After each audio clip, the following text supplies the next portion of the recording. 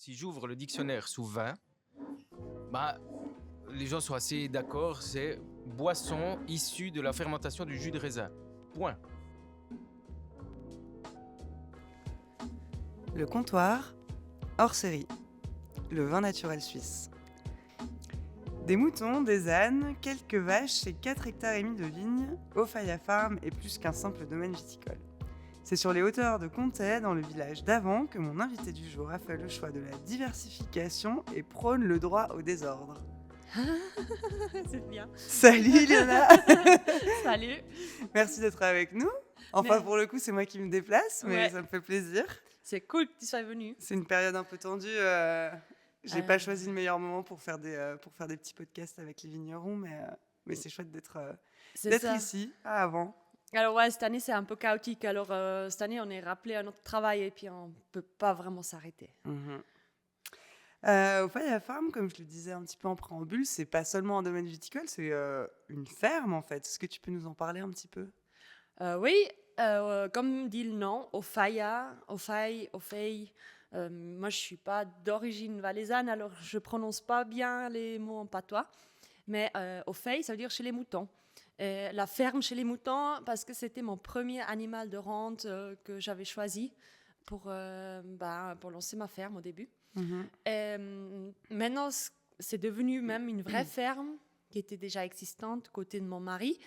Et on a mis ensemble les deux projets et on a maintenant des vaches, on a des moutons, on a des ânes, on a des chevaux. Et en fait, voilà, on vit de la paysannerie. Yes, trop bien. Toi, tu avais aussi au départ plutôt envie d'élever du bétail, de faire du vin. Est-ce que tu avais envie de faire un peu de tout?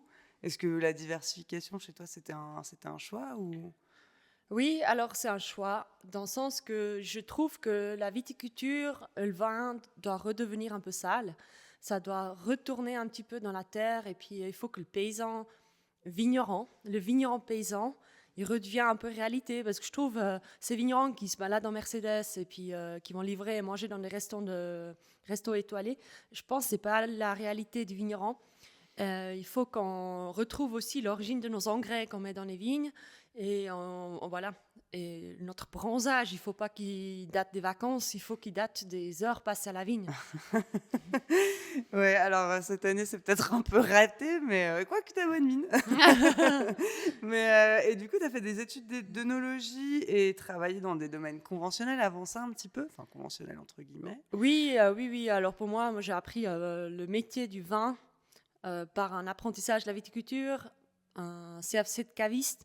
Et puis je fais ça dans une grande cave. À l'époque, c'était la cave Renaissance. Et en fait, j'ai toujours aimé le vin pour tout le monde, le plaisir pour tout le monde. Et puis j'ai toujours aimé aussi de faire un vin en fait, qui est accessible pour toutes les familles, pour tout le monde en fait, qui a besoin d'un terroir ou d'une soif d'une région. Et après, j'ai quand même choisi de devenir... une vigneronne, Oui. une petite vigneronne, et puis pas rester dans les grandes structures. Mais je me suis formée au fur et à mesure en fonction de mes besoins. Oui.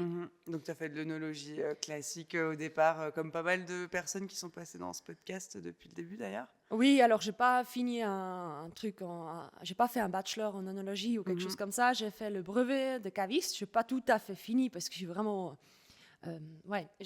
j'arrive pas trop à, d'être conforme au chemin académique. Je suis jamais d'accord avec ce qui se passe et puis j'ai la peine à me taire. Alors tu peux t'imaginer que c'est pas toujours facile si tu vas à l'école, tu dois faire voilà. Ouais, surtout dans des milieux comme ça, Oui. c'est assez traditionnel. Mais j'ai soif d'apprendre tout le temps. Et puis je trouve aussi que c'est hyper important si on fait du vin. Quand même, quand ça, un savoir-faire, il faut comprendre les processus, il faut se lancer dans la chimie, il faut se lancer dans la microbiologie, il faut regarder à travers d'un microscope de temps en temps pour voir ce qui se passe.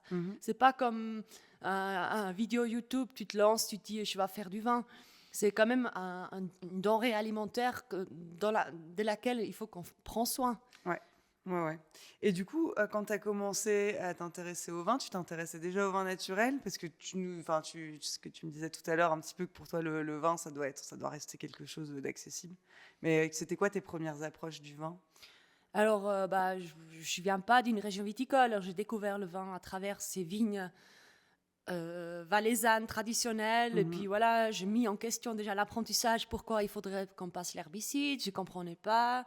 Après, j'ai commencé à questionner les produits de synthèse. Et puis après, j'ai commencé à travailler dans les caves. Je voyais tous ces intrants, toutes ces petites poudres, cette magie chimique qu'on pouvait mettre dans le vin. Je m'interrogeais là-dessus. Voilà.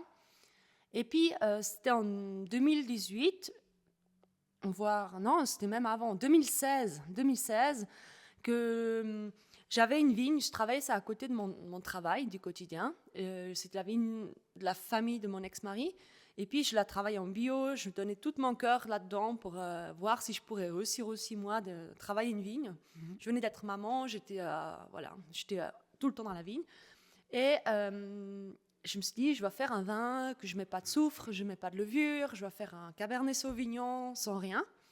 Et après, j'ai fait ça avec le millésime 2016. Et puis d'un coup, je regarde sur une vidéo sur Internet, je vois Pancovino sur Arte. Je me dis, Dieu, c'est quoi ce truc? Il y a des gens qui veulent faire du vin comme moi, qui ne veulent pas soigner les vignes comme si c'était des géraniums, des gens qui ont envie de retrouver un vin qui n'obéit pas. Franchement, pour moi, c'était une révélation. Et puis j'ai découvert, en mangeant une pizza avec ma sœur à Zurich un jour, j'ai rencontré Claudio Sacchi, du bar Sacchi. Et lui m'a dit, mais quoi, tu connais pas le vin nature? Je dis, j'ai aucune idée. Directement, j'ai regardé sur Instagram. Ah ouais, il existe du vin nature. Je ne savais pas ce que c'était. C'était, en fait, mon besoin de faire du vin naturel, c'était déjà avant que je savais ce que c'était ce monde. Ouais. Et du coup, il m'a montré des vins du Jura, il m'a montré des vins géniaux. J'étais tellement émue, je pleurais de joie quand j'ai dégusté ces vins. Et puis, en fait, c'est là que ça m'a pris. Ok. Ah, intéressant. C'est une jolie histoire. Tu te souviens du premier vin qui vraiment t'a ému, enfin le nom de la cuvée ou ce que c'était? Alors, lui, il servait beaucoup au verre, c'était Matassa. Okay. Alors, j'ai découvert ça et je me disais, ouais, ça pue un peu, mais, mais en fait, le côté désagréable, c'était en même temps une odeur d'aventure, c'était une odeur que tu disais, mais en fait, c'est pire cool, ok, ça pue, mais ouais, ça pue peut-être parce que voilà, mais après, j'ai commencé à penser que des fois, quand tu dégustes un nouveau truc, tu connais pas, ça sent peut-être pas comme tu as l'habitude, mais tu découvres, tu deviens curieux et puis. En fait, ça a découvert une envie de voir ce qui se passe dans la réalité. Alors, je dirais Matassa, c'était aussi Houillon en Arbois, ouais. Et ouais, alors voilà, j'ai eu accès assez vite à des vins de malades. Ouais. Et j'étais hyper heureuse et reconnaissante de découvrir le vin nature comme ça, quoi. Génial, génial. Et je t'ai entendu parler du droit au désordre, j'en parlais un petit peu dans l'introduction. Je t'ai entendu parler du droit au désordre dans un autre podcast qui s'appelle Radio Vido, que je recommande aussi. Et j'avais envie qu'on en rediscute un petit peu. C'est quoi ce droit au désordre et pourquoi c'est important pour toi? Je sais pas comment vous vous sentez de vivre en Suisse. Est-ce que vous vous sentez toujours correspondre à cet ordre suisse et puis de faire tout juste? Moi, pas. Ouais. Et j'ai grandi en Suisse allemande, où tout est très, très ordré.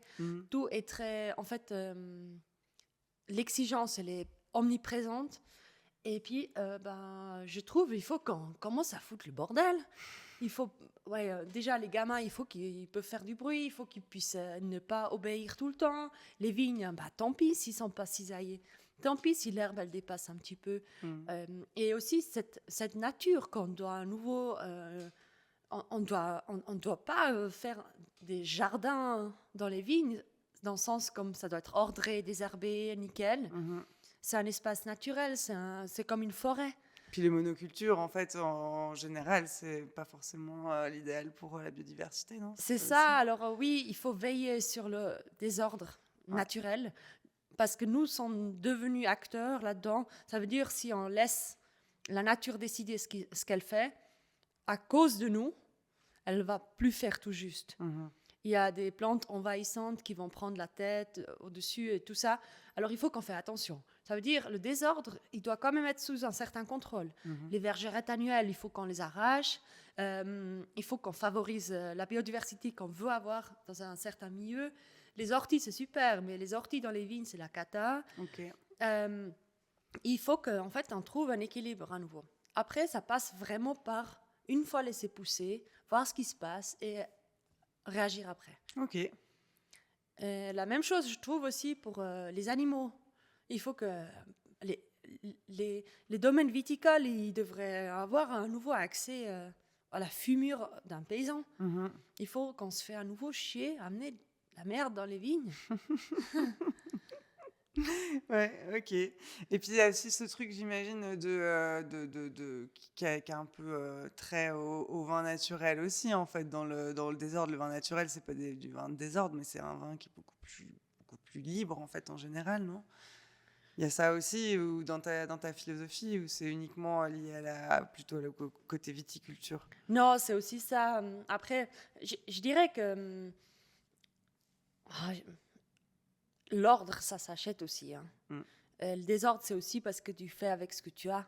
Et c'est peut-être pas parfait, mais ça correspond à une échelle humaine. Ouais. T'as peut-être pas déjà des stylos avec le domaine écrit dessus.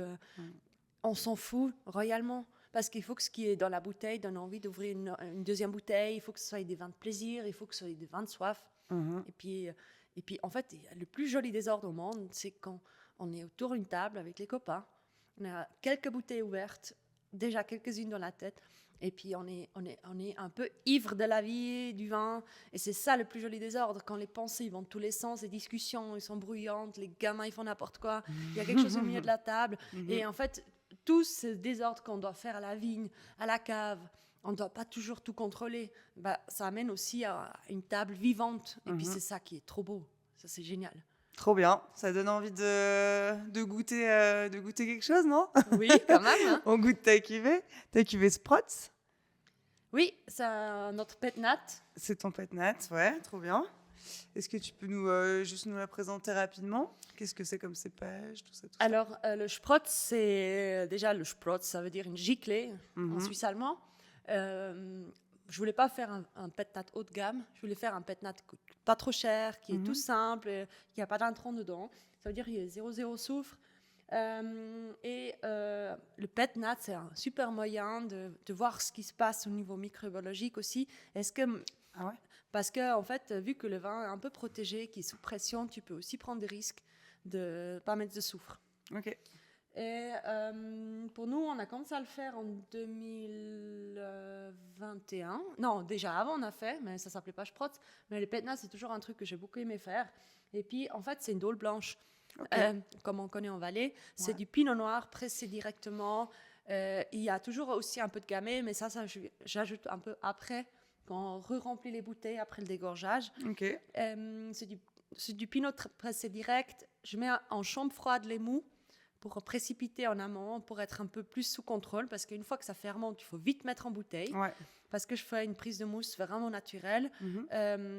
C'est quand j'ai la fermentation qui est descendue comme je veux, pour que ça fait la pression comme je veux. Ouais. Je le mets en bouteille, et puis je le mets assez vite à l'envers.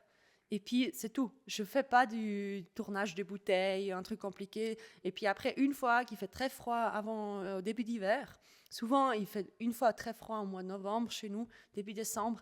Et puis, en fait, là, on les dégorge pour qu'on a du vin à vendre pour Noël. Ok, trop bien. Est-ce que tu peux expliquer rapidement la différence entre un pétillant naturel et un champagne, par exemple? Alors, le pet nat, c'est la forme la plus primitive qu'on peut avoir d'un vin pétillant. Ça veut dire une fermentation, tout court. Fermentation, je pense qu'on a déjà tout connu, une bouteille qui a explosé au frigo ou je ne sais pas quoi. Une fermentation alcoolique, elle fait deux choses. Elle fait déjà de l'alcool, vu que les levures, ils transforment du sucre en alcool. Et puis, les levures, ils produisent du CO2 pendant la fermentation. CO2, c'est un gaz. Alors, c'est ce qui fait l'eau gazeuse, c'est un gaz omniprésent dans notre alimentation. Et si on met tout ça en bouteille pendant que ça fermente, le CO2 il reste dans la bouteille. Ça veut dire c'est pétillant. Il faut bien sûr faire attention qu'il n'y a pas trop.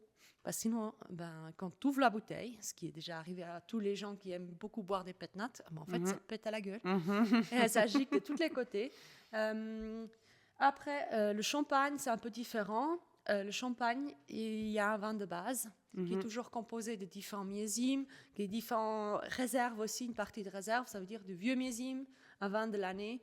Et ensuite, ce vin, il est terminé en barrique. Ouais. Et ensuite, il est mis en bouteille avec un liqueur de tirage. Dans le liqueur de tirage, il y a de levure et du sucre.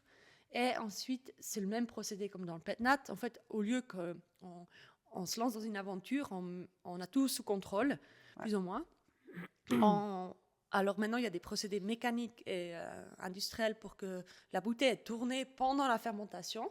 Ça veut dire que la lie, qui en fait des déchets de levure, elle se dépose au goulot de la bouteille et ensuite peut être dégorgée. Le dégorgeage, il se passe en ouvrant la bouteille simplement. Ouais. Alors on peut le faire dans un milieu sécurisé, ça veut dire dans de la glace, dans un bain d'azote liquide, ou chez nous ça se passe simplement à l'air libre, à la lancée. Ça veut dire on perd un peu plus de vin. Mais on n'a pas envie d'acheter ou de louer du matériel pour faire ça de manière... Ouais. Voilà. Ok. Puis après, voilà. C'est rempli avec un petit peu de vin parce qu'à la fin, il manquera un peu. Ouais. Et puis, ça, dans le champagne, ça s'appelle le liqueur d'expédition. Ouais. Et puis, chez nous, ça s'appelle simplement du gamay. Ah, ok. Ça y est, on a compris d'où venait le gamay. Trop chouette. Le pet-nat, en fait, c'est vraiment les premières bulles qui ont été faites, j'ai l'impression, c'est assez ancestral. Et d'ailleurs, la méthode d'élaboration, en tout cas en France, on appelle ça la méthode ancestrale. Tu penses qu'il y a d'autres, et c'est une grosse tendance dans le vin naturel, est-ce qu'il y a d'autres vieux styles de vin avec, je sais pas, j'ai l'impression qu'il y a le vin orange, il y a le pet-nat. Qu'est-ce qu'on pourra encore découvrir ou remettre au goût du jour? Tu crois qu'il y a des choses encore Alors, en Valais, on a un truc mythique. Ouais. Alors, c'est pas si vieux que ça, mais c'est la Dôle. Ouais. La Dôle véritable. Maintenant, bien sûr, ils ont réussi à foutre en l'air la Dôle parce qu'ils ont autorisé de nouveaux cépages dedans. Mais pour moi, c'est du Pinot et du Gamay. Et je trouve que c'est les plus beaux cépages qu'on peut avoir en rouge. Ouais. Le Pinot Gamay, un vin de table pour tout le monde. Ouais. Et encore un truc beaucoup plus rétro, mais qui est devenu après la Dôle, c'est le Goran. C'est quoi ça? C'est du vin de pays. En fait, c'est en Valais, on a une appellation vin de pays. Normalement, c'était pas lié à un canton, une région. C'est le seul vin de pays qui détermine le Valais, mais qui n'est pas un AOC. Ouais. Ça veut dire qu'on peut produire un peu plus à la vigne. Et ça donne l'inverse, ça donne plus de Gamay et du Pinot. Et c'est souvent dans des bouteilles de litres. Et moi, je trouve qu'on devrait relancer ça, le Goran, parce que déjà, ça sonne bien, le Goran. Et puis, ça fait comme un chat qui ronronne, Goran. Et puis, c'est aussi un vin de table. Alors, moi, je pense que ce qu'il faudrait faire prochainement, c'est un Goran. Ok, intéressant. Donc, on a quand même un gros... Enfin, il y a quand même beaucoup de retour aux sources dans ce milieu-là, quoi. C'est important pour toi, le retour aux sources? Moi, je trouve que c'est hyper important. Moi, j'aimerais... C'est un peu con ce que je dois dire, mais j'ai envie que les vieux soient contents de ce que je fais. Même s'il en fait que de se chamailler. Et ici au village, il n'y a pas un jour que je dis à un vieux qui se plaint, il y a beaucoup d'herbe à la vigne, ça fait chier. Je dis, t'as qu'à laisser. Oui. Voilà. Et en fait, j'ai envie que notre vin, c'est aussi une affaire de village. Alors moi, c'est important d'écouter ce qu'ils disent les gens sur les vins, sur l'expérience à la vigne, les terroirs. Il faut écouter ces vieux. Et pour moi, les traditions, c'est quand même important parce que le vin, c'est pas qu'une affaire personnelle, c'est une affaire culturelle. La culture du vin est toujours liée à un lien géographique. Ça veut dire on est ancré ici en Valais, on peut pas faire un truc abstrait de ça. Trop bien. Jolie conclusion. Je te remercie d'avoir accepté mon invitation et de nous avoir livré un petit peu ta philosophie. Merci à nos auditeurs et à nos auditrices de nous avoir écoutés jusqu'au bout. On se retrouve la semaine prochaine pour un nouvel épisode et en attendant, je vous donne rendez-vous au Stam pour découvrir nos sélections de vins naturels et tous les lundis sur Coca pour découvrir de nouveaux domaines. Merci Ilona. Ciao, merci à toi. À bientôt. À bientôt.